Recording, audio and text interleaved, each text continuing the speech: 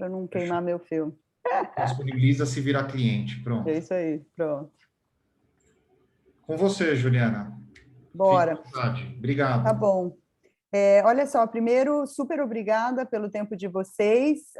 Sei que já não é tão cedo, né? Então, é um extra effort desse monte de gente boa e trabalhadeira aqui. Obrigada demais pelo tempo de vocês. Espero que agregue algum valor. Eu convidei a Shelly para participar com a gente. A Shelly trabalha também na RD, é responsável pela estratégia de canais. Então, ela vai ficar aqui escutando um pouquinho mais e vai me interromper conforme ela sentir necessário. Xé, bem-vinda também. Pessoal, já tinha me apresentado aqui, mas vai de novo. Legal. O Rodrigo está aqui? Não. O Rod, acho que ainda não entrou, Ju. Tá. Justo marcou uma outra no mesmo horário.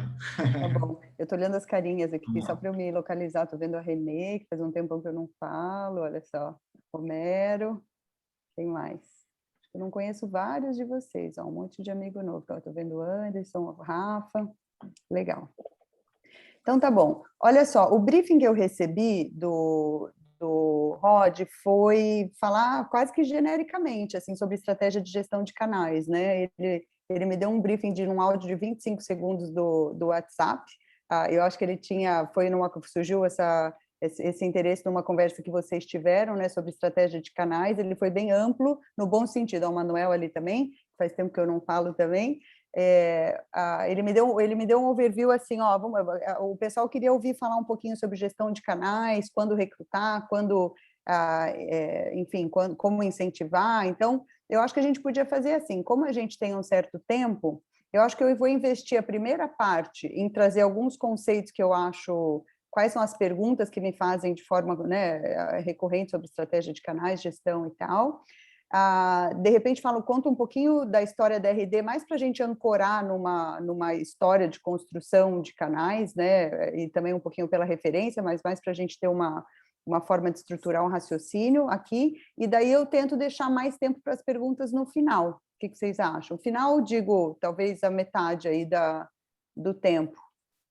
Tá? Porque provavelmente, assim, eu não tenho o contexto das empresas individuais de vocês, né, e cada contexto requer uma estratégia, então vou ser um pouquinho mais genérica, e daí a gente deixa mais tempo para pergunta, para ter certeza que faz um framework mental aí, faz sentido?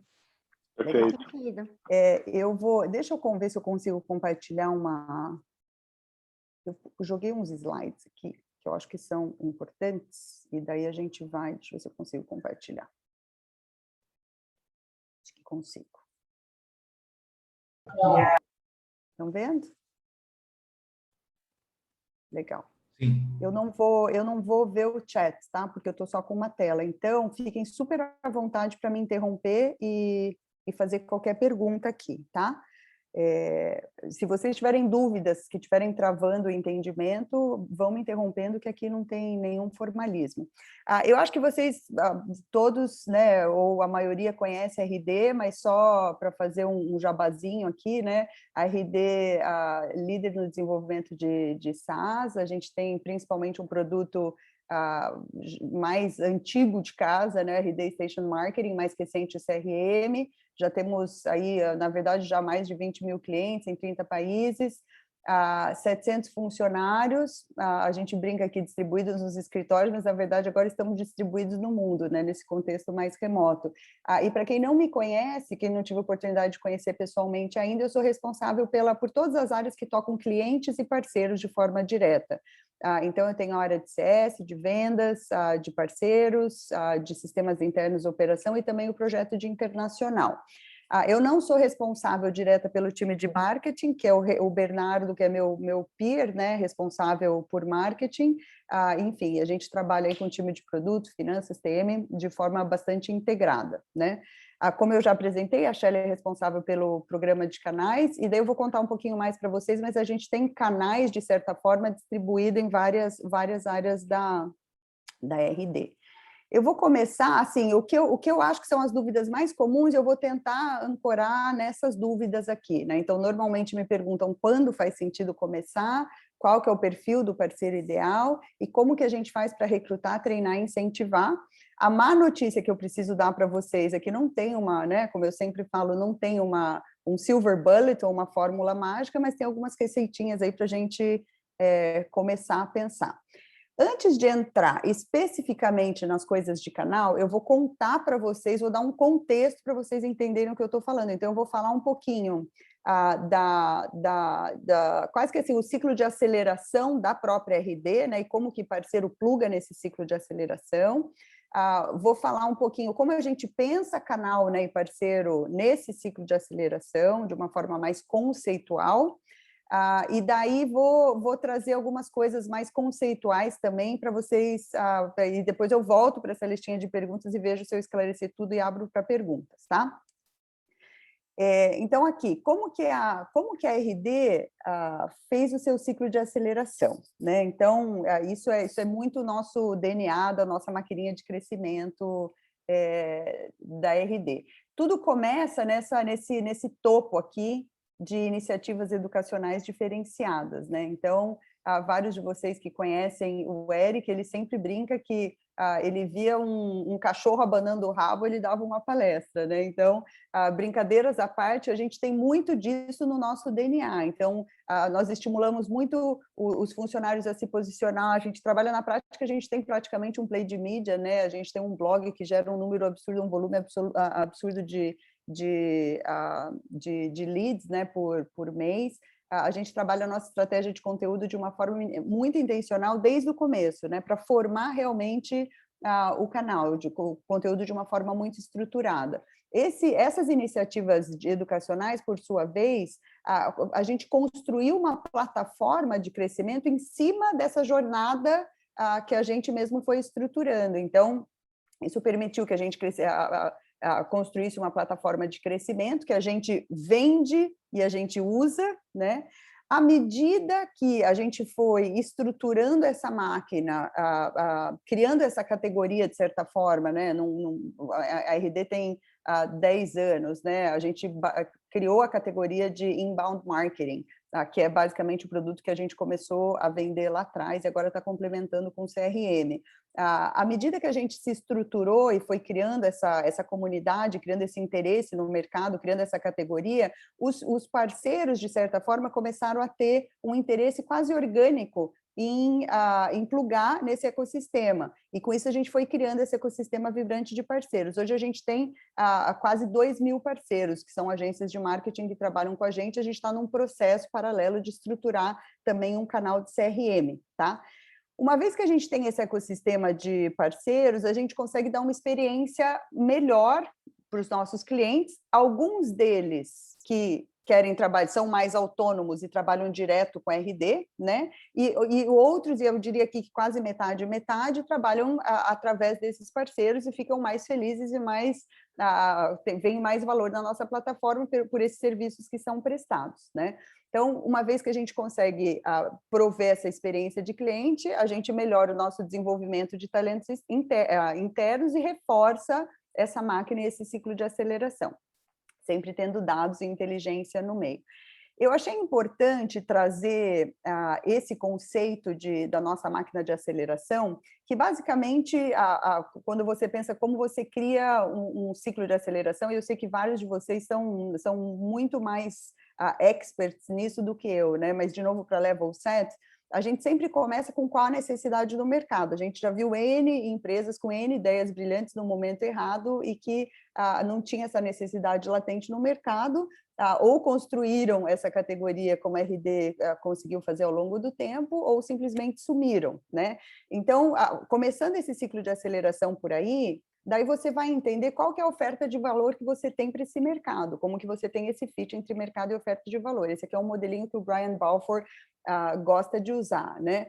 E por que eu trago para vocês? Se vocês lembram aquele ecossistema ali no nosso ciclo de aceleração.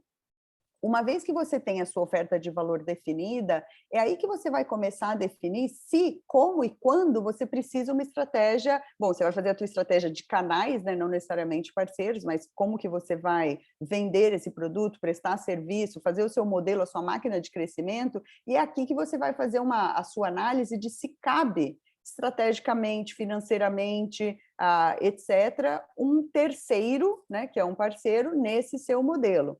E com base nesses canais definidos é que você vai saber quem você vai recrutar e alimentar o mercado e assim por diante, tá?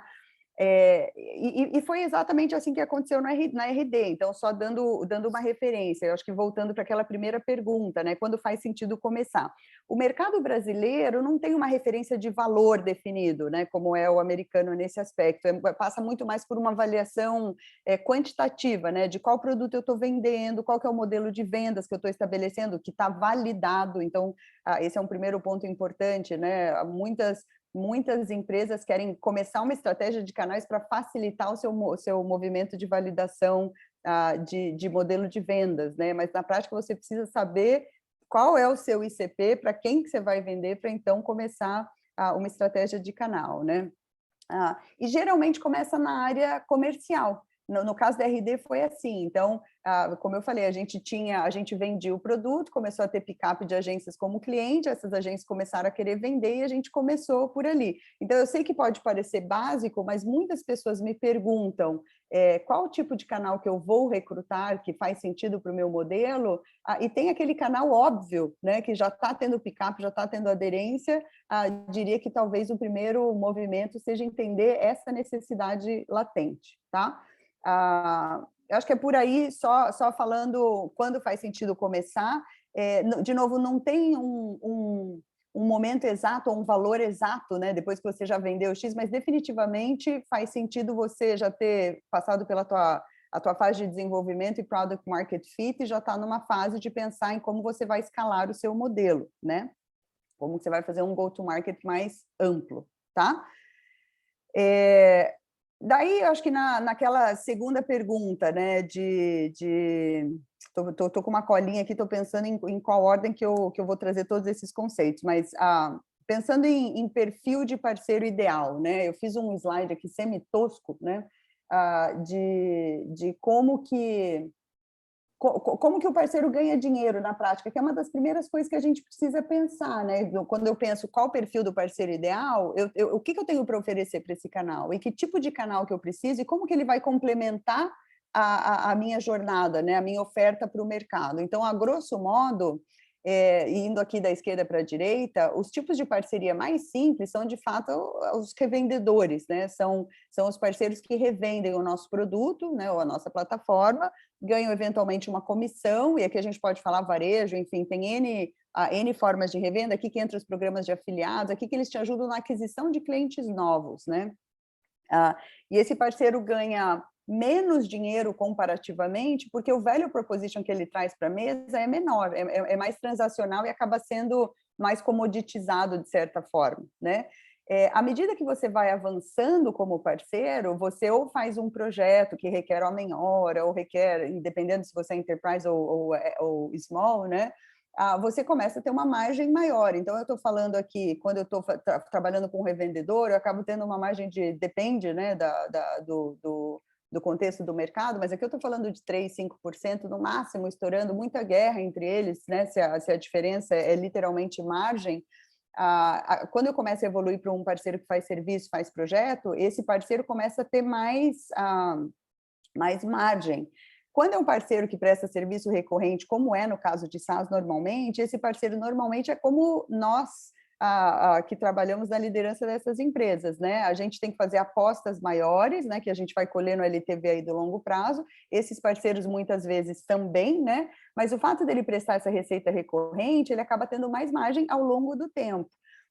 Uma terceirização de um IT, uma terceirização de marketing, como é o nosso caso, né? Esses parceiros acabam ganhando também mais pingadinho, mas ao longo de mais tempo.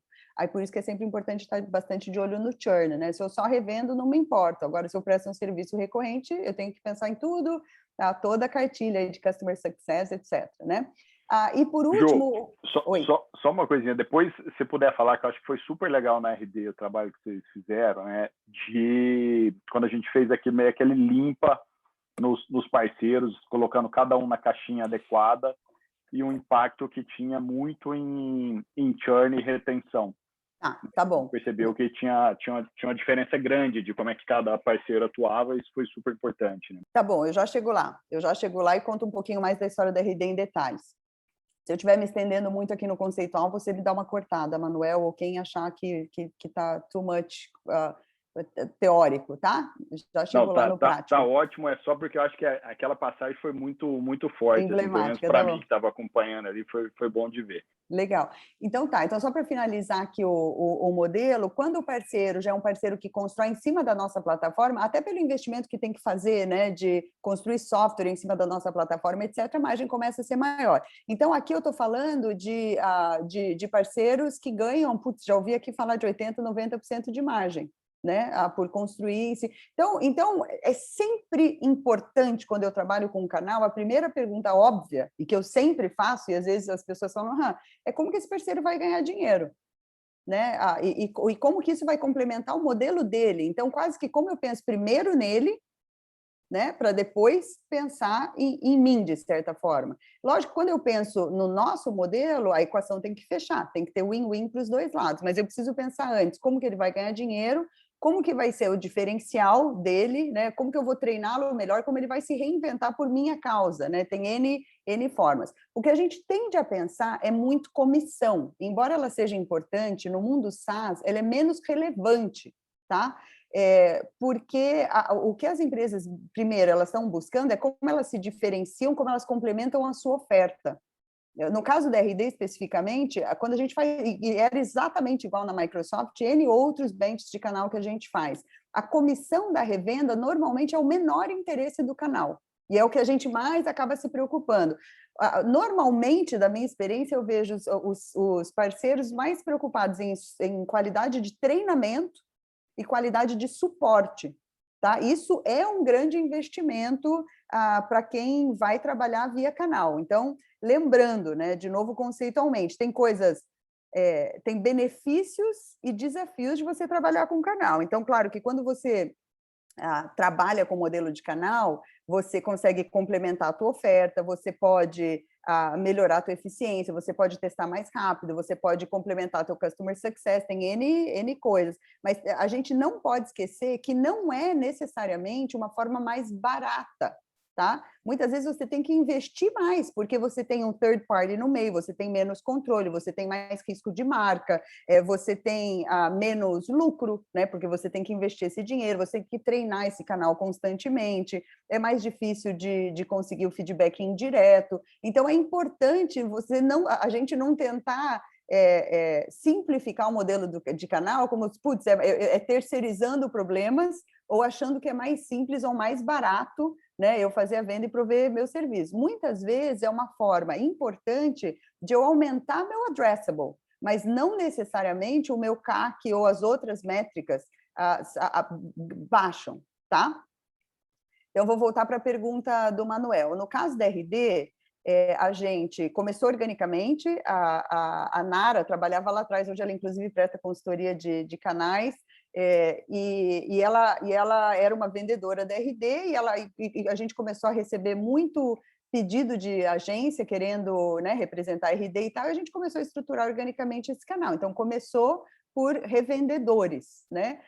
E hoje a gente tem um programa que é mais completo, né? Então a gente tem afiliados que fazem aquisição, e a gente tem parceiros que prestam serviço, que terceirizam a operação de marketing desses clientes. O que é mais maluco, assim, que demorei para entender na RD quando eu entrei, há 4 anos, né? É que a gente trabalha basicamente o mesmo ICP. Então, e não tem conflito. Como que a gente evita esse conflito? Já teve bastante fricção, mas como a gente evita esse conflito? Embora seja o mesmo ICP, a gente tem a diferenciação pelo cliente que precisa e quer trabalhar com uma agência e o cliente que não precisa e tem mais autonomia. Então, embora ambos sejam pequenas, médias empresas, um tem mais dependência de serviço, outro tem mais independência, tá? E é assim que a gente se estrutura com nossos esforços de venda direta e de trabalho através de canal. O que a gente teve bastante dificuldade ao longo dessa trajetória é que a gente ficou tentando identificar ao longo do tempo qual que era o perfil de parceiro ideal, qual que era aquele que não dava churn, por que isso acontecia, como que eu assegurava que eu tinha sucesso nesse recrutamento de canal. E na prática, não existe hoje um perfil ideal de parceiro. A nossa barra de entrada é relativamente baixa, tá? Porque a gente não consegue identificar nessa entrada se esse parceiro vai virar ou não vai virar. O que a gente aprendeu ao longo do tempo é que, mantendo esta barra relativamente baixa, ou seja, a gente tem um SLA, então ele tem que ter pelo menos 5 clientes, ele tem que ter pelo menos XPTO, tá? Então tem alguns requisitos de entrada, mas não é uma barreira alta. O que a gente fez é colocar um esquema de onboarding muito intencional. E a gente faz um onboarding por 6 meses, com um time responsável por esse farming, né, de preparar esse canal, de fazer uma primeira implementação de RD, quase que eu faço, você observa para o parceiro, né? Então, para ensinar mesmo ele fazer essa implementação. A segunda ele faz e a gente observa, e a partir da terceira ele faz sozinho. Então, a gente tem um onboarding muito intencional e a gente sabe e acompanha via métrica que se esse parceiro não chegou em pelo menos R$ 1.500 de faturamento recorrente nos primeiros 6 meses, só 4% vira um parceiro de sucesso. E a gente também tem outro milestone que depois de 18 meses, tem de 12 meses e 18 meses, e a gente sabe estatisticamente que se esse parceiro não chegou em certos milestones ao longo dessa jornada, ele não vai ter sucesso. E daí a gente vai diminuindo a atenção nesses... A gente faz todo o esforço. Se ele não responde, ou seja, se o engajamento de entrada foi alto, mas depois se a gente não conseguiu o wallet share dele de entrada, a gente sabe que depois dificilmente a gente vai conseguir. Então, assim, a gente começa a filtrar. E a gente preparou o nosso programa para responder isso. Então, a gente tem 2 vetores do nosso programa, né? A gente sabe que ele tem que ter um nível X de receita recorrente, para ter sucesso na parceria, e ele tem que ter um atendimento mínimo de geração de demanda nos clientes. Se ele não chega nesses níveis, a gente vai literalmente limpando a base, como diz o Manuel, porque é bastante investimento um parceiro estar na base, né? Então, a gente não quer criar limbo, e a gente vai limpando isso ongoing. Todo mês a gente tem X parceiros que saem e Y que entram, né? A gente ainda, pelo menos, trabalha com uma entrada maior do que a saída, né? Esse número é finito, né? É relativamente finito. Ele acompanha na velocidade que a gente consegue educar esse mercado novo de agência e trazer mais gente para dentro, tá? Então, a gente tem aqui parceiros quase que nesses 4 pontos que eu estou falando. A gente tem desde parceiros que só revendem, que são os nossos afiliados, né? Que só indicam e não tem a menor responsabilidade, ganham um incentivozinho por isso, até o parceiro mais elaborado, que ganha treinamento, suporte, apoio de marketing, etc., já estruturado através de um programa, e, inclusive, tem parceiros que desenvolvem integração com a nossa plataforma, que também tem aí as suas vantagens de negócio, tá? Vou dar uma paradinha aqui só para saber se tem alguma dúvida conceitual a princípio. Eu tenho uma, Juliana, na verdade tenho várias, mas eu não vou interromper o fluxo, estamos quase lá. Os R$ 1.500 são de bruto, quer dizer, ele vendeu R$ 1.500 de mensalidades de RD, está dentro, ou é R$ 1.500 a parte dele, ou é a parte da RD quando eles dividem a receita? O nosso ticket de entrada para parceiros que estão no começo, ele é relativamente baixo, né? Então, a gente está falando aí de 800... Cara, se ele não fizer, basicamente, assim, em resumo, se ele não fizer 2 vendas em 6 meses, ele dificilmente vai continuar tendo interesse na parceria, porque ele não tem esse wow, sabe? Esse wallet share somehow não começa a crescer. Mas não quero dizer com isso, Francisco, que no teu caso, precisa ter 2 vendas. Né? Você vai precisar entender ao longo dessa trajetória de construção de canal quais são os seus parâmetros, né? É lógico que a gente hoje consegue, como juiz de VT, fazer uma análise estatística, olhar para trás e chegar a essa conclusão. Ao longo do tempo, é erro e acerto. Perfeito. Erro e acerto. O que eu tenho convicção é que o parceiro, quando começa, se você não faz o esforço intencional de entender como esse parceiro vai complementar a minha oferta, né? Que parte da jornada ele vai me ajudar, de certa forma? Como que ele vai me ajudar ou a adquirir mais cliente ou fazer mais retenção? E você faz uma estratégia intencional nesse sentido, você dificilmente consegue a atenção dele por muito tempo, porque é um outro empreendedor que está precisando ganhar dinheiro e pagar caixa e, né, ter caixa e tudo mais. Perfeito. Obrigado. Imagina. Sigo? Juliana, eu tenho uma pergunta. Boa noite, Igor, do Quando Conta. Eu tenho uma dúvida quanto à limpeza da base. Ela é orgânica ou ela é estruturada? O parceiro sabe que daqui a 2 meses, se ele não obter resultado, ele vai ser descredenciado. Como é que funciona a limpeza da base? Perfeita pergunta para eu dizer uma coisa que também parece óbvio, mas que é super importante. Com o canal, se o jogo não for 200% transparente, basta você fazer uma vez para nunca mais você conseguir recrutar ninguém. É uma coisa incrível, isso em qualquer empresa, sabe? Então, todo jogo tem que ser transparente e aberto. A expectativa é essa, isso é bom para você, não é bom para você, desde que você tem 5 parceiros, até quando eu estava na Microsoft, a gente tinha 20 mil parceiros no ecossistema. Bastava você fazer uma cagada comum, que todos ficam sabendo, é uma coisa impressionante, até porque ficam sabendo se você fez bem o seu trabalho de comunidade, né? E de fazer eles trocarem entre eles. Então, eu diria que tem que ser um jogo super aberto. Eu espero isso de você, te dou isso em troca. É quase que é como se fosse os seus funcionários estendidos. Né? Então, Ju, é muito parecido. E só para complementar, né, além de eles saberem a regra do jogo, né, a gente está sempre lembrando, né, então ele é avisado, né, com antecedência da onde ele está em risco, né, em quais dos vetores, e ele tem um tempo, né, para tentar se recuperar e tudo mais. Então, além da regra ser muito clara, a gente faz muito esse trabalho de acompanhamento e de tentar ajudar do jeito que a gente consegue, mesmo que não seja através de um atendimento, porque ele já está desengajado muito ali, mas através de informações, né, mais programáticas, a gente está acompanhando, então não vem como surpresa para ele. Exato, exato. Obrigado. E daí, assim, e aqui eu coloquei, eu acho que vários de vocês já estão até cansados de ouvir isso, mas uma vez definido qual que é esse perfil, esse perfil do cliente, daí eu decido, esse parceiro, ele vai atrás de um perfil diferente ou o mesmo? No caso da RD, a gente está em busca do, entre aspas, o mesmo perfil de cliente, com aquele lance da dependência e independência que eu falei para vocês, né? Lógico que a gente tem alguns parceiros focados no mercado de imobiliárias ou focado em comércio eletrônico, que complementam de fato a nossa oferta em verticais específicas. Então, você vai evoluindo, você pode construir, por exemplo, uma estratégia de verticais apenas através de canais, mas você tem que entender de novo como que ele te complementa, qual que é o value próprio para você.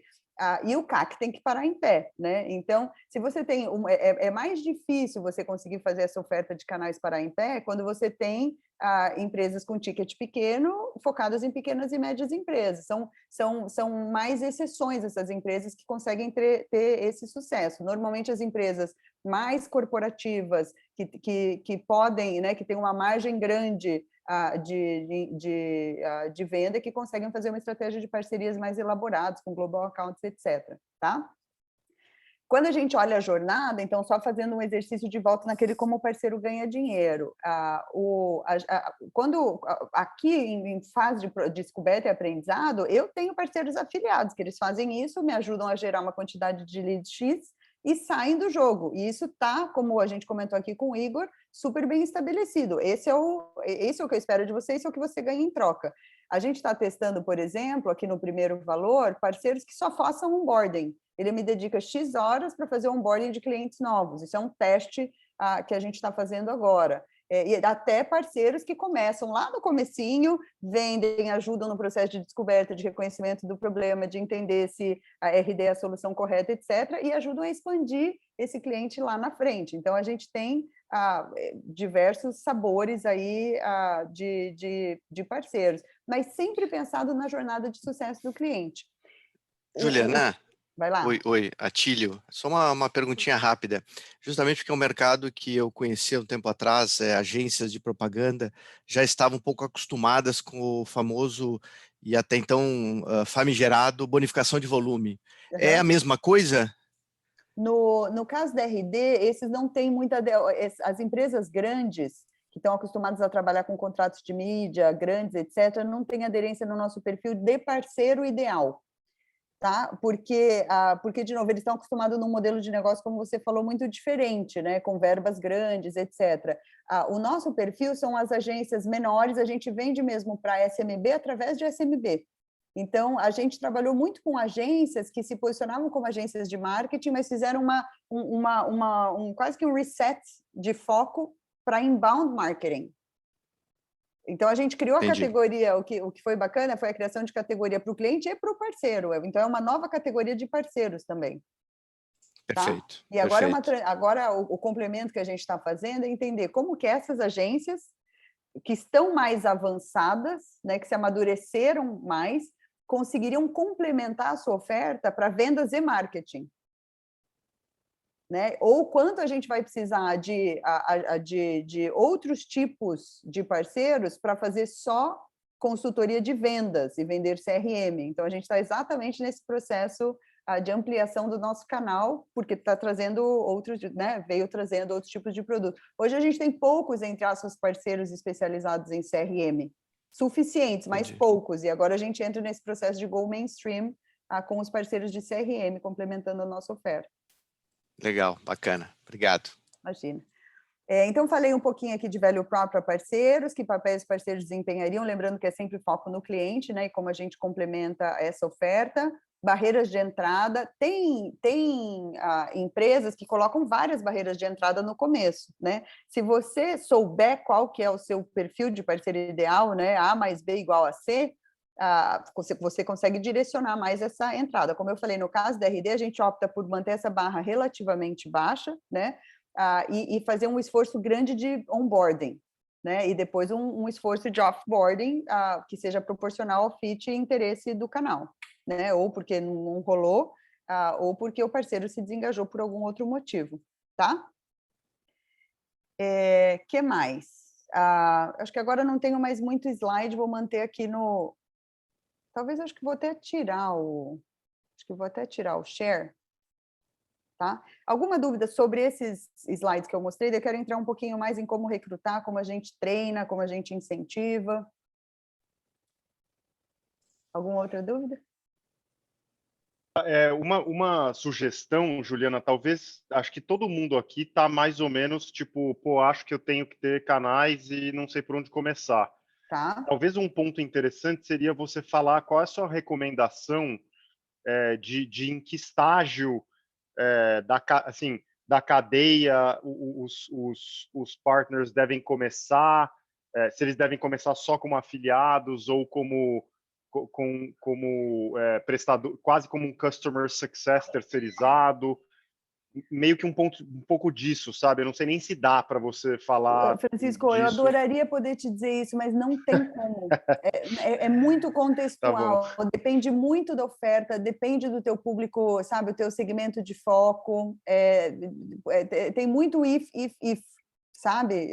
O que eu te digo com certeza é que você precisa saber, você precisa ter convicção daqueles pontos que eu trouxe. Se você já tem uma certa maturidade, né, de oferta, de mercado foco, de ICP, você consegue avaliar não só literalmente o que você espera desse canal, porque se o teu desafio é abrir a boca do funil, você provavelmente vai atrás de uma estratégia mais de revendedores, de afiliados, né, você vai trazer mais canais e mais vozes para ajudar no teu processo de recrutamento, de aquisição de receita. Se você tem mais desafio, porque você está tendo muito churn, porque esses clientes estão mal atendidos, pode ser aí que você queira complementar, e aí que você vai ter que priorizar por onde que você vai começar a estratégia de canais. De novo, no nosso caso, a gente queria ampliar, né, escalar a nossa máquina de crescimento, e a nossa máquina de crescimento era de aquisições. Então, como que a gente adquiria mais clientes? Foi por aí que começou.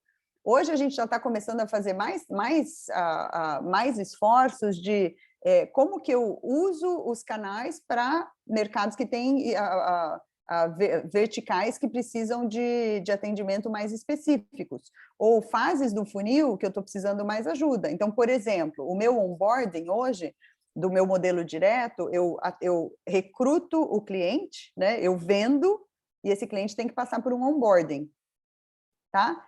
já é uma maquininha meio cronometrada ali. Mas tem fase que eu vendo um pouco mais, tem fase que eu vendo um pouco menos, né? E eu fico com um pessoal obsoleto, que eu preciso conseguir fazer shift, né? Ou, por exemplo, dependendo dos cohorts, eu tenho mais clientes focados em adoção, mais clientes focados em renovação, mais clientes focados ali na frente. Que lindo seria se eu pudesse plugar o meu canal para estender a minha força de serviços. Mas é porque, de novo, eu começo de onde está a minha necessidade. Então, eu não consigo te dizer em qual que é o momento. Pode ser que comece assim, começa no momento zero. Então, vou te dar um exemplo da Microsoft. A Microsoft era 95% vendas através de canais. 95%, para 97% para ser mais exato, tá? Isso significa que a gente não tinha equipe que vendia direto, tinha uma equipe gigante de enterprise, né, que fazia todo o engajamento, relacionamento, a venda, etc. Mas quem operacionalizava tudo isso, executava o serviço, era todo o canal.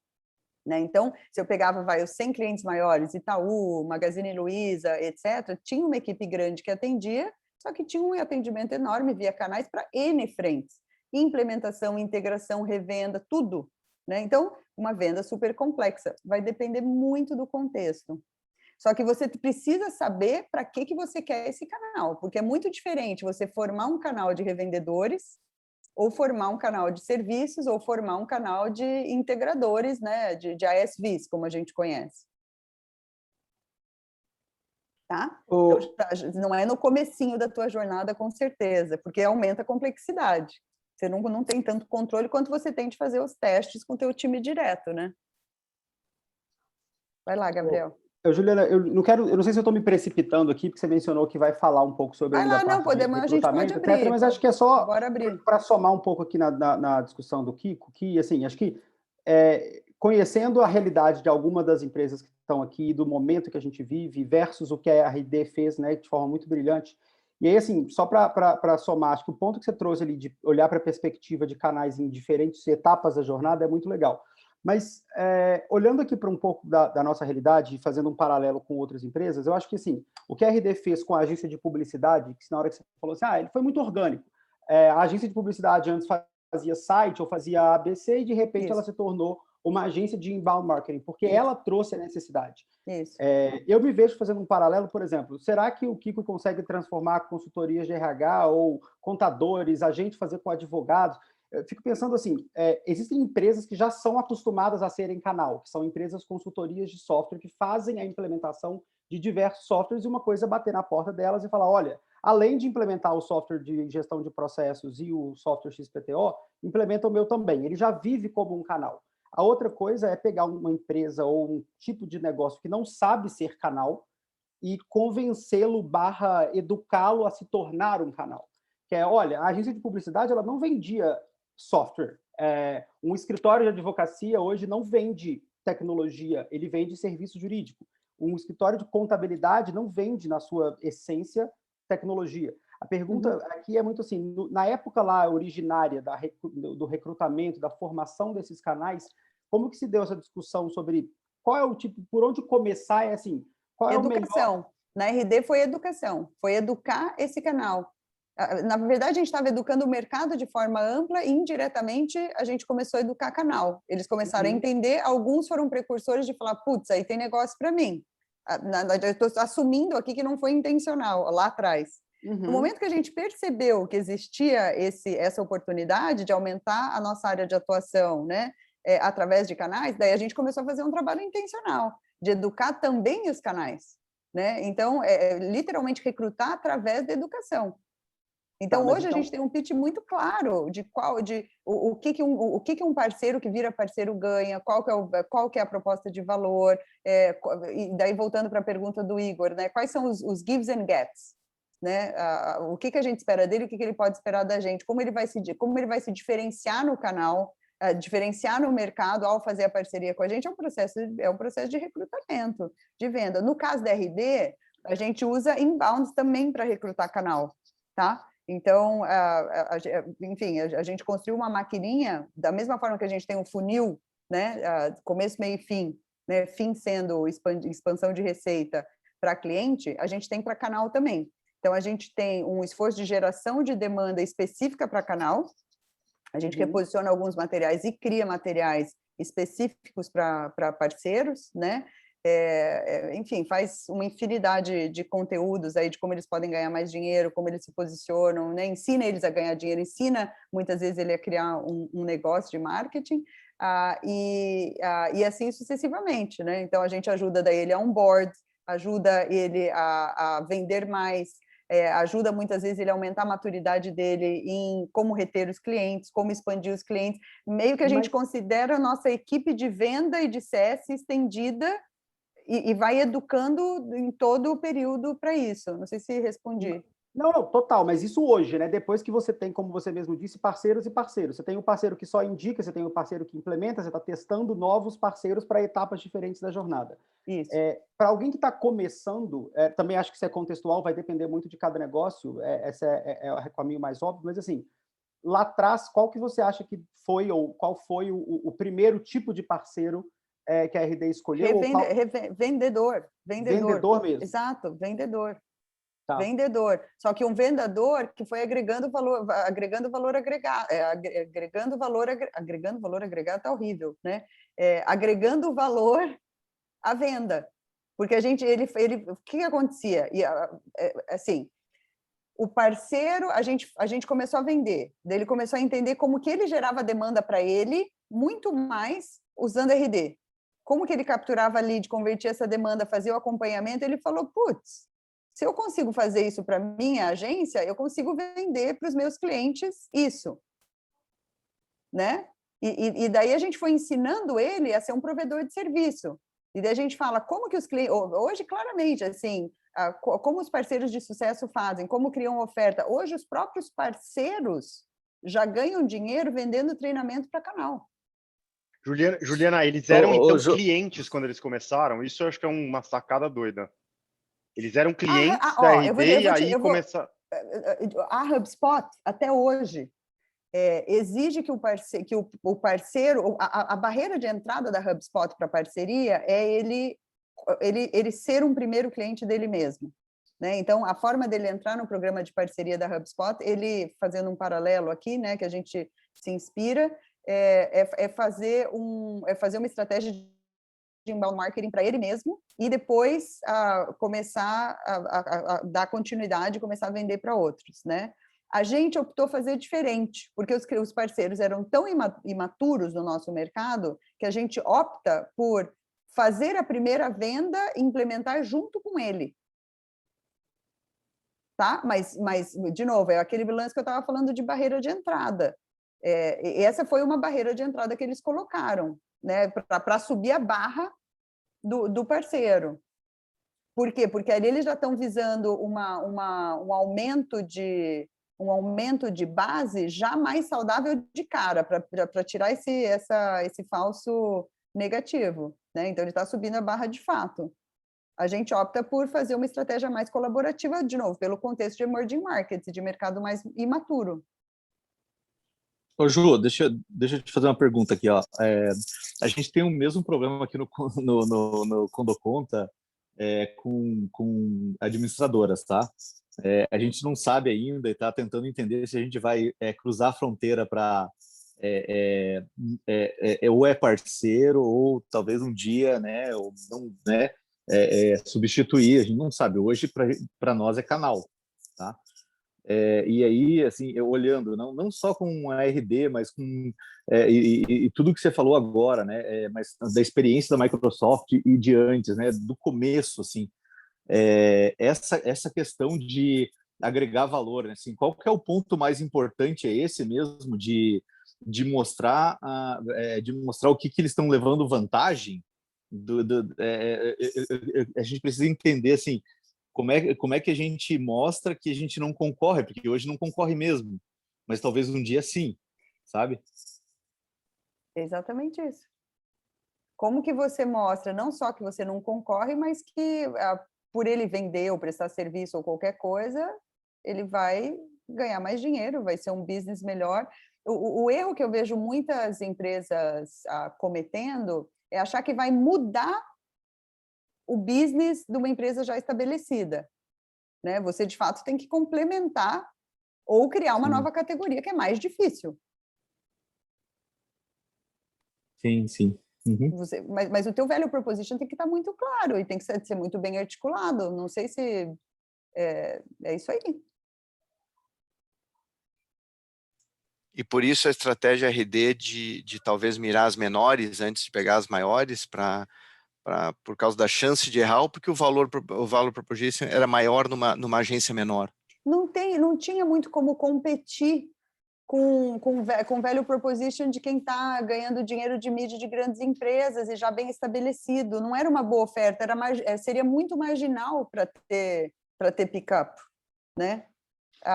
E daí a gente, não é nem por ser mais fácil, é porque tinha fit e tinha interesse. A matriz tem que ter os dois eixos, né? Então, essas grandes não tinha interesse potencial. Fit até teria, né? Eram mais maduras do que a gente precisava na prática. Então, fazer essa matrizinha de fit e interesse é bem bacana. É um exercício simples, mas eu acho que dá para começar por aí, viu? De novo, Legal. voltando, por exemplo, do Rafa aqui, você convenceu uma administradora, né? Que ela vai investir parte do esforço da equipe em complementar o portfólio dela com uma oferta X, tem que ser uma oportunidade mais óbvia, né? Principalmente se tivesse ruído esse medo de concorrência. Juliana, que é o Marco. Que esse é o problema, Ju. Hoje, que se a gente traz uma administradora para dentro, a gente economiza 70% do custo operacional dela. E aí ela sente medo de ser inútil. E que, no fim das contas, ela pode fazer outros trabalhos, entendeu? Então, até você ter e de fato, se você está disruptando o mercado, não dá para ser inocente de que não vai ter esse medo. Você precisa conseguir construir junto com ela um modelo de negócio que ela consiga complementar o seu negócio. Lembra da Microsoft lá atrás, quando a gente começou a vender cloud lá atrás, e começava tudo muito self-service? É óbvio que tinha um desafio de mostrar para o parceiro que a nossa estratégia ia continuar sendo alavancada através de canal e não ia ser cortar o negócio do parceiro e ir direto. Sim, sim. Né? Liberar o canal, fazer outras coisas. Essa é a tocada, né? Tipo, acho que é por aí, não sei. É isso que eu estou pensando. Como que ele pode complementar a oferta dele e ganhar dinheiro, galera? Isso, assim, se resume muito a isso, né? Ou seja, quais são os desafios desse canal? Qual é o desafio da administradora? Né? Quais são esses desafios? Como que você ajuda essa administradora a minimizar esses desafios, maximizar a oportunidade de negócio para ela? E por aí você vai construindo a tua proposta de valor. Juliana, ainda dentro aqui das administradoras, a gente está aproveitando, quando está aproveitando para sugar aqui o teu treinamento. Ainda dentro das administradoras, a gente compartilha o mesmo cliente, né? A gente quer vender para o síndico, a administradora é nosso canal, porque ela tem o cliente que a gente quer ter. Acontece que eles são péssimos vendedores, né? Eles têm grande dificuldade de vender o próprio serviço deles. Na tua fala, tu trouxe que chega um momento que vocês até fazem uma venda junto com o cliente, sentam. Como é que é esse processo de vocês treinarem para que o parceiro saiba vender o produto de vocês? Além dessa venda do lado, tem mais algumas ações que vocês fazem junto com o parceiro? Tá, deixa eu falar um pouquinho da estrutura, né, dos papéis que são necessários à medida que você vai construindo a tua estrutura de canais, né? Você precisa começar a pensar quem que vai recrutar esses canais. Normalmente é uma pessoa que começa a fazer uma multiplicidade de coisas até que não dá conta e esses papéis vão se especializando, tá? Mas vou te dar nomes aqui para os papéis. Então, tem esse recrutador, que hoje a gente chama de Hunter na RD, fica no time de vendas. Depois que a gente recruta esse canal, alguém de CS faz o onboarding desse canal, que faz essa primeira venda, né? E ele fica 6 meses com um farmer que é focado no começo de vida da agência junto com a RD, né? Porque daí tem mais babysitting, de certa forma, tá? Uhum. Depois ele passa, dependendo do nível que ele chega, né, do programa, ele tem diferentes tipos de atendimento, mas o papel é um farmer, é uma pessoa que está sempre olhando, vendo, esse cara está construindo pipeline, não está construindo, por que não está construindo, e ajuda, não é o recurso que treina o canal em vendas, mas é o recurso que mais entende onde estão os desafios daqueles canais, e ele consegue orquestrar isso dentro de casa. E daí tem um time, que é o time da Shelly, que pensa os fundamentos. Então, pensa qual o programa para esse mercado, quais são as estratégias de marketing para esse canal, que mais? Qual a estratégia de treinamento, né, para esse canal, qual a estratégia de formação de comunidades para esse canal, e isso a gente chama dos fundamentos. Então, tem ali qual o BizDev, então, quais são as alianças estratégicas que eu quero desenvolver para fazer aquisição de mais receita, tá? Então, ali eu penso BizDev. E em CS, né, em Customer Success, eu tenho que, de novo, lembra que na minha jornada eu tenho que fazer o onboarding dos meus clientes, depois eu tenho que monitorar o sucesso do cliente ao longo dessa segunda fase da jornada, eu preciso eu preciso que o canal faça isso também. Então, eu preciso que o canal faça o onboarding dos seus clientes, faça um valor recorrente e faça a expansão de receita de cada um desses clientes. Então, eu tenho um time em CS que olha para essas métricas de canal, se eles estão trabalhando bem onboarding, se eles estão trabalhando bem a recorrência e a expansão. Né? Então, eu tenho olhos de vendas, olhos de programa e olhos de CS para esse canal. Qual que é o desafio? Né? São muitas pessoas diferentes. Então, os papéis têm que estar muito bem estabelecidos. Como o time, a gente tem times especializados na RD, né? A gente tem que ser bom em processo e handoffs. Né? Então, é nisso que a gente vai aprimorando o nosso atendimento. E agora, para esses parceiros que começam a ficar mais independentes, que já têm parceria há mais tempo, já conhecem os caminhos, né? já mudaram de farmer várias vezes, já mudaram de CS várias vezes, a gente começa a dar um atendimento diferente.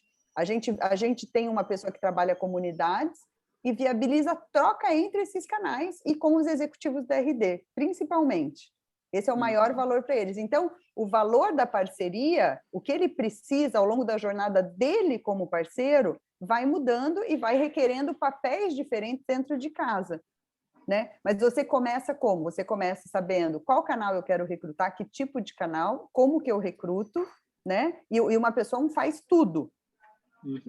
Não faz tudo e aos poucos você vai especializando. Putz, agora a gente está conseguindo adquirir bastante parceiro, mas eu não estou conseguindo treinar eles bem. Será que eu preciso de alguém que treine? Pô, eu estou conseguindo treinar ele bem, mas eu estou vendo que o treinamento de vendas é meu maior desafio. Será que eu contrato uma consultoria que venda, que ajude esse parceiro a vender? Ou eu contrato, né? Ou contrato uma pessoa e assim você começa a expandir o seu modelo de canais. A jornada não chega a ser idêntica para todo mundo, pelo que eu entendi na tua explicação, né? Eu acho que há um ajuste dependendo de onde o canal tem mais dificuldade, é isso? Exatamente. Legal. Exatamente. A gente não assume, e aqui eu estou falando genericamente, não na RD, né? A gente não deveria assumir a responsabilidade dos parceiros se estabelecerem como empresas. Né, quase que o serendipity moment do empreendedor. A gente não tem como resolver esse desafio, e a gente sabe que existe, né, esse desafio. Por isso que a gente, na RD, opta por trazer mais gente para dentro, fazer o nosso maior esforço para treinar ele bem, e aquele que tiver mais engajamento vai evoluir na parceria naturalmente. Daí a gente tem uma forma de limpar. Então, a gente optou por fazer assim, do que fazer grandes apostas. Né, investir uma grana, ter uma barra alta, a gente optou por fazer assim, esse modelo funciona bem. Juliana, então, bom. Vai lá. Desculpa, Thiago aqui da Sam Saúde. Bom, ainda pegando um pouco dessa questão de engajamento, hoje em termos de best practices também, o que você poderia trazer para a gente do que realmente, claro, você já colocou algumas situações, mas o que realmente demonstrou maior nível de engajamento aí de parceiros? Estou pensando aqui. talvez eu trazer o que seja menos óbvio, né? Eu acho que a gente tem muito medo dos concorrentes se falarem, e normalmente é onde eles veem mais valor, né? Se a gente consegue construir um ambiente de confiança para ter troca, né?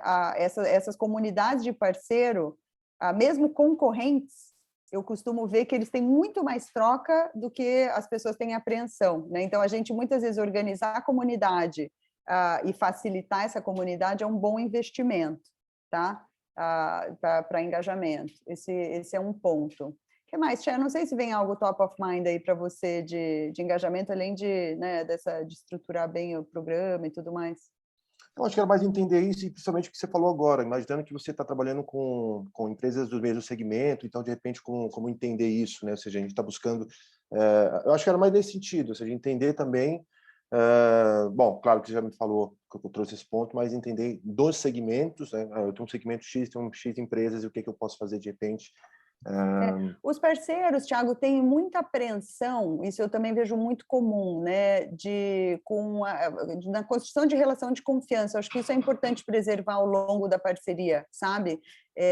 Como eu estava falando, basta uma caca para tipo, e meio que a coisa por água abaixo. Então, assim, eles têm muita... Como eles têm que, de certa forma, compartilhar informação de pipeline, a gente ajuda a destravar algumas coisas.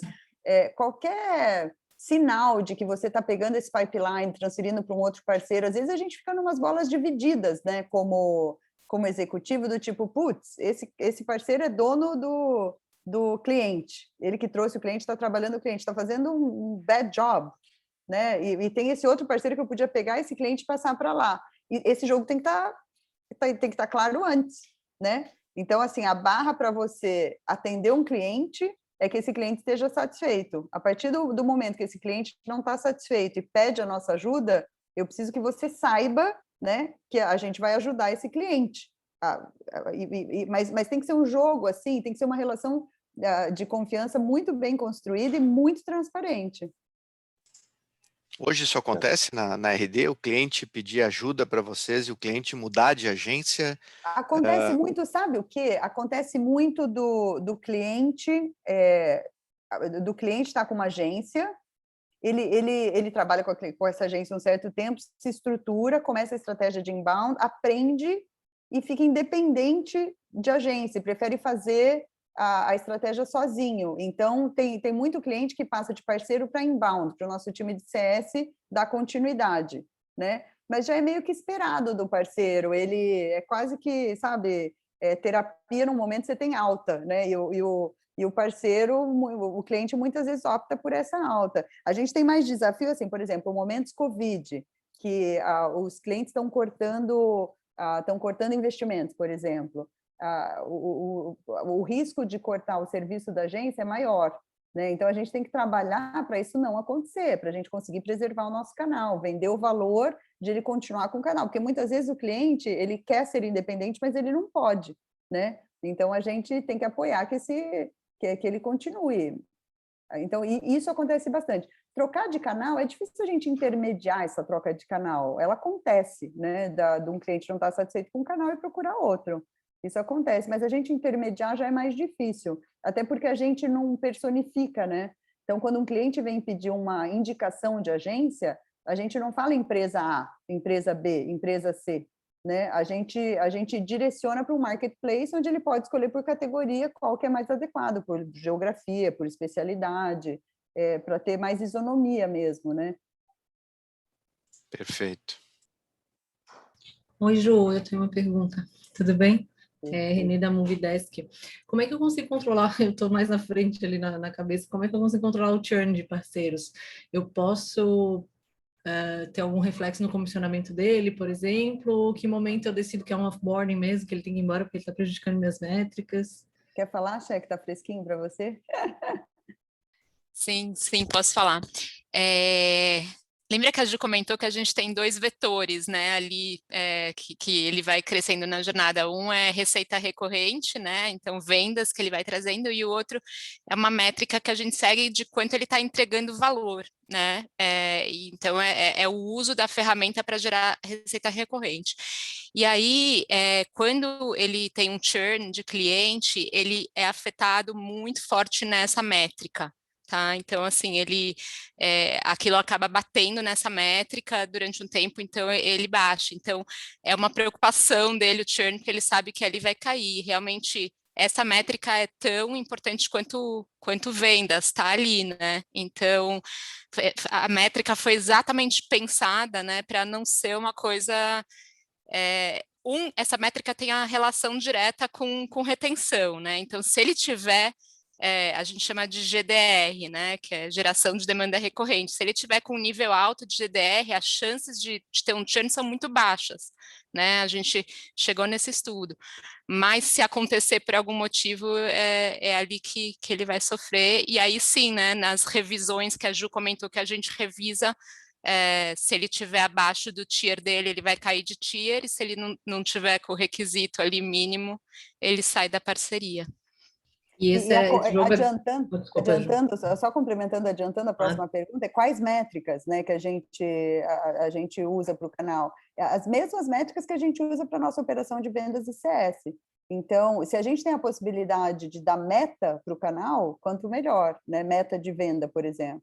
Na RD a gente não faz muito isso. Na Microsoft a gente, inclusive, comparava para as empresas maiores, como era a venda enterprise, né, tinha um 80-20 muito óbvio, né, poucos canais faziam a maioria da receita, né, a gente, inclusive, quando fazia QBR com eles, a gente falava, ó, a tua performance agora está em segundo lugar, sabe, estimulava uma competição saudável entre eles, né? Você perdeu nesse indicador, está ganhando naquele indicador, e é lógico, com muito cuidado em informações sensíveis, mas fazia, inclusive, esse tipo de estímulo, né, para ele entender como ele estava performando em relação aos demais, mas usando as mesmas métricas. Então, no nosso caso, todas as métricas SaaS, a gente, entre aspas, repassa para o canal para ser métrica de sucesso.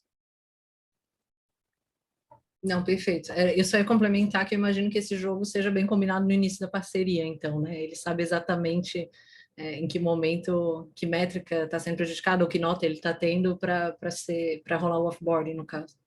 E um esforço ongoing, né, Renê? Porque você tem que comunicar claramente, uma vez, 2 vezes, 3 vezes, 4 vezes, 5 vezes, em tudo, principalmente essas coisas sensíveis. Isso aqui não tem muito segredo. É deixar claro e repetir. Porque na hora que dá a caca, né, quando ele vai ler quais são os gives and gets, né? Então, tudo... Por isso que a gente dá tempo. Então, por exemplo, o que a Shelly estava falando, a gente dá visibilidade de como ele está performando, também como uma forma de gerar um trigger para estimulá-lo a performar melhor, né?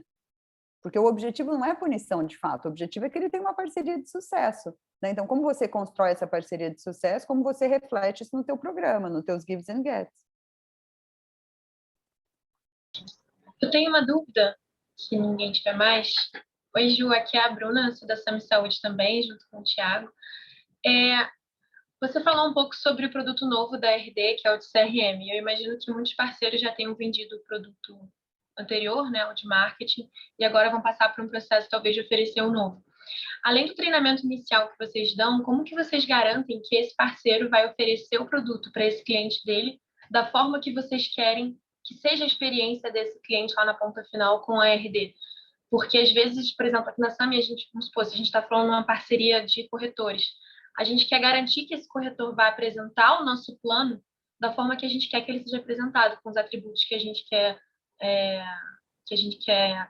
fortalecer, enfim. Como que vocês fazem esse controle mais contínuo de como está sendo a experiência lá do cliente com o produto de vocês? Muito treinamento e pesquisa com o cliente.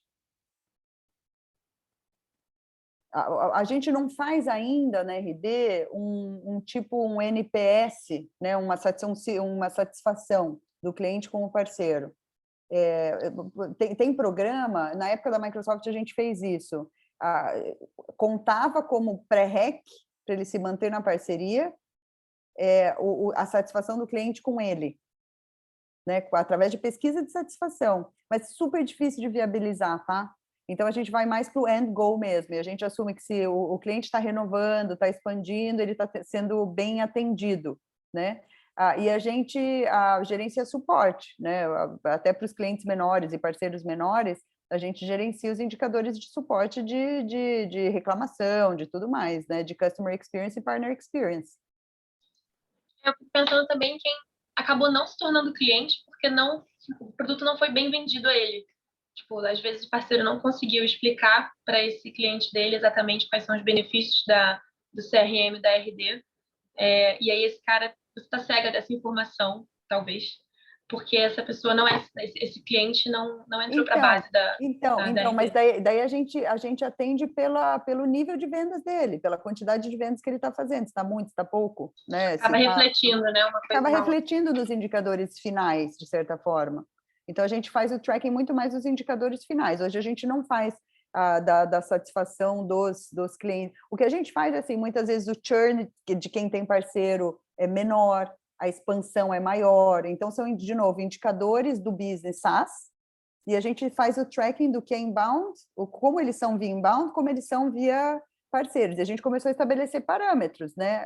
O que é bom para inbound e o que é bom para CS. E a gente tenta aproximar os dois, de certa forma, né? E ter troca aí. Mas a gente não mede, assim... de forma geral, os parceiros não são muito bons de venda mesmo, porque se eles são boas empresas de serviço, eles normalmente fazem bem o serviço. E normalmente quem faz a venda, empresa pequena, é o dono, que daí não consegue se multiplicar. Então, meio que a gente já sabe essa jornada, a gente já conseguiu mapear ao longo do tempo a jornada que este parceiro vai passar. Então, a gente tem a jornada do cliente e a gente tem a jornada do parceiro mapeada. Então, ele começa, o que é descoberta e aprendizado para ele, o que é explorar a solução para ele, o que é o onboarding do parceiro, o que é recorrência, o que é expansão. Então, no melhor dos casos, é um parceiro hoje que já é multiproduto. A gente tem oferta de CRM há 2, 3 anos já, né? 2 anos e meio. Só que a gente trabalhou de uma forma incubada e muito self-service. Agora, a gente quer multiplicar através de canais, né? Então, a gente vai passar exatamente por isso, né? Como que eu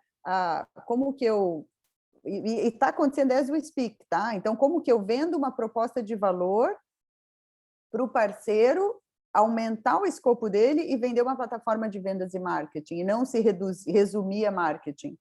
Mas isso já é para parceiro mais maduro, porque se eu trago todo mundo, por exemplo, o parceiro que é novo, está aprendendo a vender marketing, se eu já bombardeio ele com CRM, eu estou setando ele para o insucesso. Né? Então, de novo, eu tenho que saber qual jornada que esse cliente vai passar e ir ajudando ele a amadurecer ao longo dessa jornada. Eles normalmente não são bons de venda. O que algumas empresas fazem, por exemplo, a OMI, né? Eles fizeram uma estratégia através de contadores e franquias. Então, eles têm 2 canais. Um responsável com certas responsabilidades e outros com outras responsabilidades. Então, ali o contador entra com a lista de clientes, né, com os leads possíveis, que é a base do contador, né, e a franquia é responsável por converter essa venda, ou para trazer essa venda para homem, né? Assim, olhando de fora, você fala, putz, isso não pode funcionar, é muito complexo, e funcionou super bem, né, porque o contador é um super influente na base de cliente dele, né? Então, só dele dar indicação já é um lead mega quente, né? Valeu. Ju, eu tenho... Boa noite, a Bruna aqui da Perdoce. Eu estou com uma dúvida.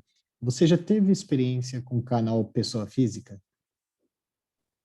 A gente fez sim, com afiliados, né, que são assim, professores, consultores, mas entre aspas, descomprometidos com o sucesso do cliente, são geradores de lead.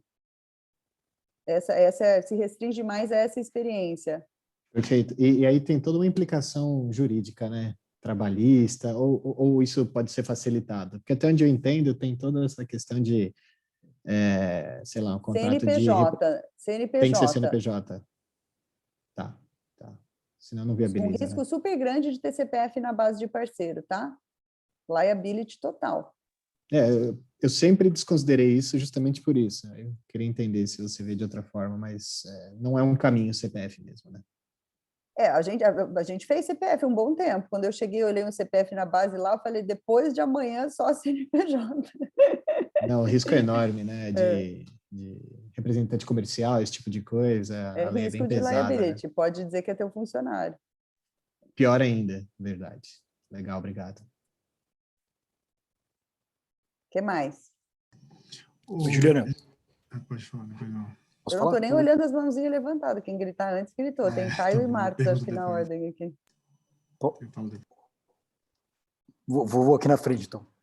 O primeiro, sou o Caio da Upsafe, a gente recentemente agora contratou RD, estamos super felizes também, obrigado por ajudar tanto a gente aqui. E eu queria fazer uma pergunta aqui, achei muito interessante seu ponto sobre a comissão, né, que às vezes a comissão é superestimada, e o que é mais importante é treinamento e suporte. E para mim, assim, é super interessante esse ponto do treinamento, porque eu acredito que é sobre conteúdo, né? Então, a RD é especialista nisso, cria bastante, já tem várias metodologias, mas eu queria entender, assim, você tem alguma dica para a gente, como que a gente começa um programa de treinamento que, na sua opinião, possa ser efetivo de uma maneira inicial? Você acha que tem que ser algo realmente escalável, gravado, ou presencial, hoje em dia, digital, mais pessoal, mais tete-a-tete? Queria entender sua opinião sobre isso. Eu vou te responder isso te contando uma história rápida. Eu estou faz tempo querendo evoluir o nosso modelo de farmers, que é a turma que atende, que faz vendas, né? Que já faz gestão de pipeline. Então, enfim, e se posicionavam muito como consultores dos parceiros, consultores de vendas. Daí a gente tem quase uns 20 farmers. Daí eu ia conversar com o farmer, ele me falava que o tempo dele era mais investido em remover pedra de deal maior. O outro farmer de ajudar a empresa a vender melhor, a agência a vender melhor. Só que daí trocava vendedor o tempo todo. O outro ajudava a recrutar os vendedores. E várias coisas eram repetitivas. Primeiro, a gente fechou o escopo mais claro do que é um farmer. Qual que é a expectativa que eu tenho dele? Porque, lógico, eu meço ele por vendas, mas a forma que ele faz vendas, a gente criou um playbook. Então, ele foca quanto tempo ele foca numa coisa, quanto tempo ele foca noutra. E o que pode ser, o que é repetido e é despersonificado, a gente vira treinamento. Então, assim, as maiores perguntas que todo parceiro passava por uma fase de não saber, sei lá, se tem um deal competitivo na mesa, qual o pitch, sabe, qual a primeira venda, o que acontece, enfim, as situações que todos os farmers investiam tempo com os seus parceiros individualmente, né, de forma repetida e eram comuns, a gente tira e leva para treinamento e bota dentro da jornada de treinamento. Outra coisa, a gente faz treinamentos por maturidade, né? Por maturidade. Então, tem treinamentos que são específicos para Diamonds e Platinum, que são os top, né? A gente normalmente investe mais nesses treinamentos. Também não pode ser muito desproporcional, porque esses Diamond e Platinum não tem 80-20 na nossa pirâmide, é muito distribuído, né? Mas a gente faz investimento, sei lá, com Winning by Design, a gente faz restrito para certos parceiros que já têm maturidade para absorver esse conhecimento, né? Então, a gente mesmo quase que direciona o parceiro para o treinamento certo, né? Mas qual treinamento? É principalmente aquele que é muito óbvio, que é dúvida de todo mundo e que você pode encapsular num treinamento, né? Colocar a educação de uma forma mais estruturada. E a gente faz muito online, então até no onboarding de cliente mesmo, né, e também de parceiro, tudo que era muito repetido, a gente grava um vídeo e dá de homework para o cliente ou para o parceiro assistir dentro do nosso processo, né? Então, tudo que é async hoje em dia, a gente coloca dentro de uma forma estruturada. Mas lembrando que conteúdo é diferente de educação, né? Quando o conteúdo não é estruturado e não te leva por uma jornada que você vai aumentando a sua maturidade, né? Você não está fazendo um caminho estruturado de educação. Então, quando eu falo treinamento, eu estou falando mais enablement, né? Que é com um contexto e para ele chegar em algum lugar e ir evoluindo. Juliana, Márcio aqui do Quando Conta. Acho que o Marcos tinha uma pergunta antes, Marcos. Então, Marcos, vai, garoto. Valeu. Que depois eu vou. Vamos organizar a fila aí. É Marcos, Márcio e Gabriel depois. Boa. Tá bom. Ju, Marcos aqui deu Reciclo. Muito obrigado aí. Minha pergunta era, só continuando um pouco da pergunta do Bruno, que era sobre a questão da pessoa física, né? A gente começou aqui esse canal novo e a gente, né, tem a forma do parceiro, né? Muito assim do que você está falando, mas a gente também foi para da pessoa física que faz só indicação, né? E como que funciona isso? Ele está gerando um lead, né, para vocês. Vocês pagam para ele. Como que funciona isso? Tem um lead, o vendedor fecha e esse cara ganha uma comissão. Qual que é o relacionamento dele depois daqui para frente com vocês? Porque assim, só para fazer um contexto, a gente percebeu que a gente vende certificado de logística reversa, tá? É um negócio análogo a crédito de carbono, só que para reciclagem. Então, assim, é uma venda muito técnica, muito complexa. Então, o que a gente falou? A gente falou, pô, talvez, assim, o cara, como ele não vai ser interessado em aprender isso, ele não é do ramo, ele indicar uma empresa quente, alguma coisa que precisa do nosso serviço, talvez ele ganhe um one-off, alguma coisa assim. Então, a gente está testando esse modelo. Eu queria saber um pouquinho como que foi com vocês. Então, você sabe que, primeiro, não sou eu que sou eu seria leviana de dizer que eu sou expert nisso, porque isso para a gente é estratégia de marketing. Eu não fica nem embaixo de minha responsabilidade, eu nem considero que isso é um canal de parceria, é um canal de aquisição de geração de demanda, a gente considera quase que geração de demanda mesmo funil, né? Então eu não sei te responder especificamente como que eu faço. Eu posso até fazer um follow-up, te colocar em contato com alguém que entenda um pouquinho mais. A gente faz muito referral, né, que a gente paga a pessoa física, né? Só que a gente faz através de campanhas, né, que você não ou através de plataformas terceiras que organizam os afiliados, né? Então você de certa forma minimiza o teu liability e daí fica obviamente não configurado como funcionário. O meu medo é ter uma agência que tenha um CPF, preste serviço, que você pague comissão, que ele entre no teu programa de parceiro, que estabeleça um vínculo contratual, né, com essa pessoa. A campanha, acho que é um opt-in, você paga um dinheiro em conta corrente, já tem uma relação de transação muito mais óbvia, né? Mas eu não sou expert em modelos de afiliado, Marcos, vou te frustrar aí. Não, tá bom. Não, é que a gente está testando esse modelo aí, que era mais rápido, a gente está tendo alguns resultados legais. Eu adoraria, eu vou te mandar um e-mail depois, eu pego no convite, se puder me conectar, eu adoraria. Obrigado. Fechado, de nada. Acho que vinha o Marcos depois, o outro Marcos? Sou eu, acho que sou eu. Márcio, sou eu. Bom, eu sou o Márcio aqui do Quando Conta também, estou vendo que tem o Grilo e o Igor também lá, que também trabalham conosco, que vai fazer pergunta também. Mas a minha é o seguinte, está muito claro para mim que a questão do onboarding ela é muito importante dentro desse problema, dessa dinâmica dos canais, né? Eu já participei do onboarding do RD e o onboarding de vocês realmente é incrível, porque vocês pegam realmente no colo e vão te conduzindo dentro desse processo, dessa curva de aprendizado, até você realmente aprender a utilizar a ferramenta com toda a efetividade que ela possui. Então, baseado nisso, a minha pergunta está muito claro para mim que, como você falou, existem processos e existe um playbook que vocês aplicam para justamente fazer esse trabalho de onboarding. De quanto em quanto tempo vocês fazem a revisão desses processos e desses playbooks e quem são os envolvidos em participar de toda essa dinâmica? Tá. A gente faz, olha, em 10 anos, eu acho que a gente revisou o playbook, acho que umas 3 vezes, 4 vezes. Gerais, porque a gente tem vários playbooks, né? A gente tem o playbook de venda direta, o playbook de engajamento de canal, o playbook de onboarding, o playbook de CS, dentro de CS tem adoption, enfim, a gente processualiza realmente muita coisa, né? Para liberar nossa banda cognitiva para não ter para ter criatividade em outros lugares, né?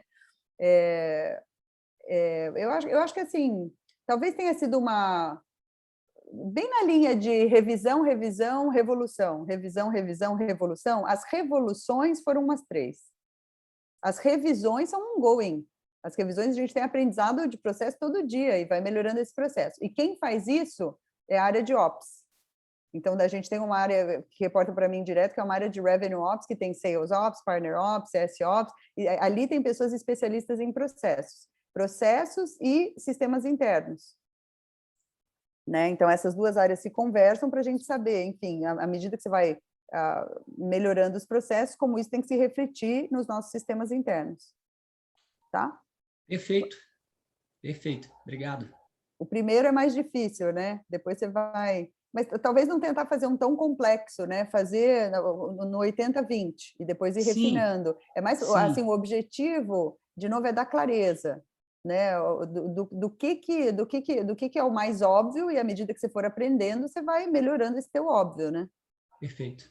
Maravilha. Obrigado. Depois eu acho que tem se eu entendi bem a ordem aqui, é o Gabriel, depois depois o Grima. Isso, boa. Então, Boa. Vocês controlam para mim que eu não estou olhando. Deixa que a gente controla. Que você...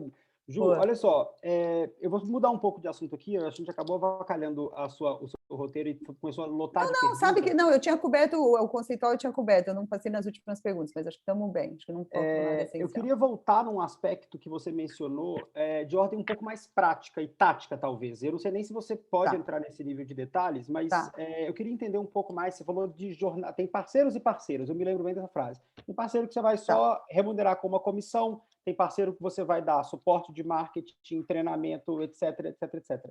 Eu queria entender um pouco melhor o que você oferece para esses níveis de parceiros, né? Tipo, quais são as possibilidades de oferta, se você muda o modelo de remuneração quando na cadeia, né? Eu vi que tem um threshold. Olha, se ele não faz 2 vendas, se ele não mantém uma receita mínima, ele não vai ser um bom parceiro, a gente vai limpar essa base, mas como que ele cresce e o que mais ele ganha, né? Que mais a gente pode oferecer para o parceiro na medida que ele cresce?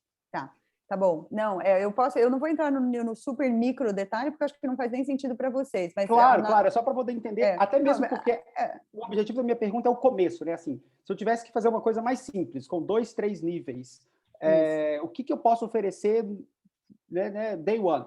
Isso. Daí tem, acho que as categorias vanilla, viu, Gabriel? Eu estou chamando vocês pelo primeiro nome, mas deve ter um monte de apelido aqui, que eu já chamei o Francisco, já vi que é aqui, que assim vai, mas na segunda a gente já vai pelos apelidos. Boa.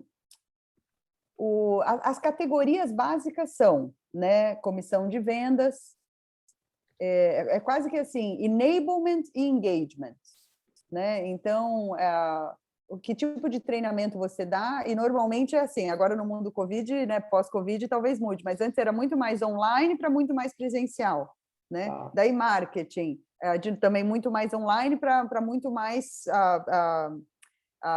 reforçado, mas as categorias não mudam, né? Então, você tem que esforços de marketing você vai fazer para os parceiros que estão lá embaixo na pirâmide versus para os parceiros que estão lá em cima na pirâmide. Então, por exemplo, para os parceiros de marketing que estão lá embaixo na pirâmide, você pode disponibilizar ele pode usar o teu logo, né? Um logo que você define, né? Parceiro, sei lá, registrado da empresa tal, né? O parceiro que está lá em cima na maturidade, você vai fazer co-marketing com ele, você vai co-investir em evento, né? Ou você vai dar o que a gente faz hoje, por exemplo, a gente dá um booth do evento para todos os parceiros que estão lá em cima da pirâmide, mas é dentro dessa categoria marketing. Depois você tem categoria vendas, comissão, mais, menos. A gente não faz mais comissão, a gente prefere ter isonomia nisso. Mas, por exemplo, a gente paga trimestralmente os parceiros de debaixo da pirâmide e a gente paga mensalmente os parceiros de lá de cima da pirâmide. Os parceiros lá da frente, a gente paga um outro tipo de recorrência, né? Então, você tem esse sales commission, né? Incentive, somehow, né? A margem, de certa forma. Suporte para o parceiro que está começando, ele entra meio que numa fila. O parceiro que já está mais avançado, você prioriza ele no atendimento de suporte. E assim sucessivamente, mas são as categorias meio que... isso não é muito difícil de... Se você entrar na nossa página de Partner Program, depois a gente pode passar o link, chat. Se tiver facinho aí, ou né, não sei se tiver muito, daí você passa, senão a gente faz um follow-up. Tem as categorias, você vai criando em cima delas. Obviamente, isso não precisa aprofundar, mas é só para entender um pouco do que vocês pensam e fazem sobre isso, para ver se sai algum insight. Mas obrigado, é isso mesmo. Mas é isso, então todos têm atendimento de farmer, por exemplo. Só que o parceiro que está lá embaixo na pirâmide é one-to-many, o parceiro lá em cima atende 10 parceiros só, dá mais atenção, e assim por diante, né? E os parceiros ficam nessa mesmo de querer subir de nível, tem um tanto também de reconhecimento, né? Do reconhecimento da empresa que você trabalha, e você tem parâmetros claros de qual que é o pré-rec, né? E que benefício eu vou ter de volta. Perfeito, obrigado. Acho que o Grima? Bom, acho que agora sou eu. Juliana, o Rafael mandou uma mensagem que falou que a gente pode perguntar tudo, então vou soltar aqui. A gente souber responder. Trabalha no Quando Conta junto com o pessoal, né? A gente está passando ali pelas... que seguramente, quem viu a RD lá atrás, né? E faz bastante tempo que eu acompanho vocês já como cliente, em outro momento, hoje não, mas acompanho um pouquinho da história. A gente sofre hoje das dores do crescimento, né? E que dor gostosa, né? Porque é ótimo quando a gente tem esse tipo de problema de crescer rápido e ter que repensar ali como a gente faz as coisas no dia a dia.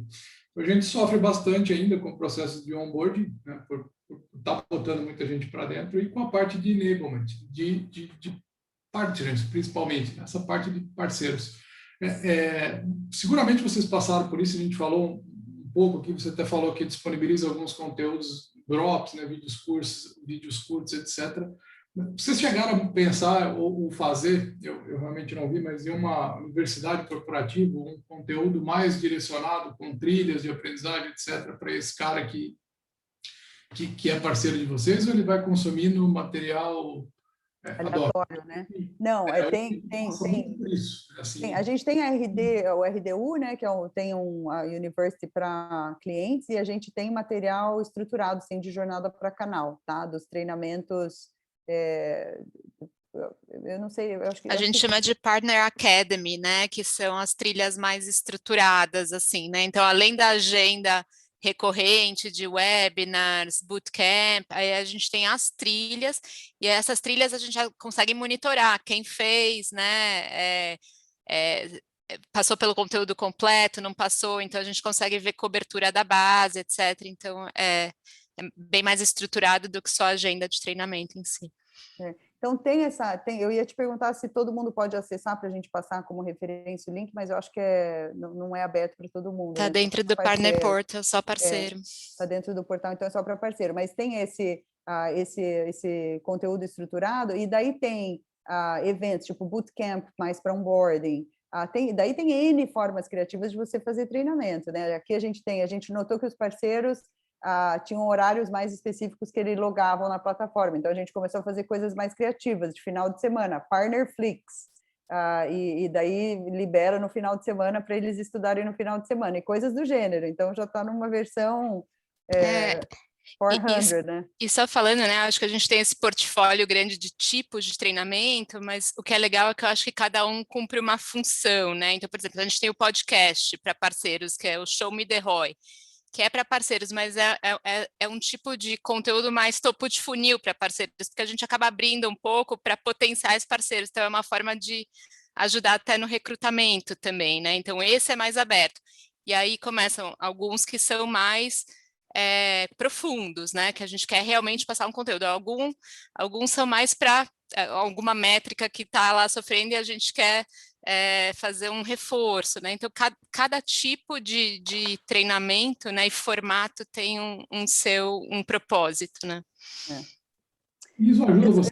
Eu tinha visto uma pergunta ali no chat que perguntava sobre preços de parceiros, né? Se direto ou indireto, eu vi que a Shelly respondeu, mas acho que esse é um ponto importante. Se nem todo mundo viu o chat, a gente pratica os mesmos preços, tá? Para não ter competição de direto e indireto. Então, a gente desconta o nosso CAC, as margens de acordo, né? O programa de parceiro custa mais carinho, porque tem todos esses investimentos, a gente tem PNL separado, né? Mas o preço final para cliente de parceiro ou cliente direto da RD é o mesmo. E aí as políticas de desconto, idem, tá? Eu acho que com isso a gente se despede de vocês, né? Porque senão todo mundo aqui, a maioria vai apanhar, né? Porque já são 8 da noite no Brasil, tem 3 me esperando aqui me olhando feio. Não sei se ficou alguma coisa maior de fora. Acho que não, Ju, se ninguém... só agradecer mesmo, acho que é super útil para a gente. Estou na jornada absurda aqui de pensar 24 horas sobre isso, então, em nome de todos, obrigado. Imagina, obrigada a vocês pelo tempo. Será que alguém tem... Beleza? Terminamos? Valeu, Ju, obrigado mesmo. Valeu Olha, mesmo. a estratégia da Conta funcionou, hein? Puseram vários atiradores aqui. Bom hacking, vou fazer isso na próxima. Né? Trazer o time todo para enfileirar e fazer pergunta. É isso aí. Obrigado, Ju. Valeu, pessoal. Valeu. Obrigada, boa noite. Tchau. Obrigado, boa noite. Pessoal, boa noite. Boa noite.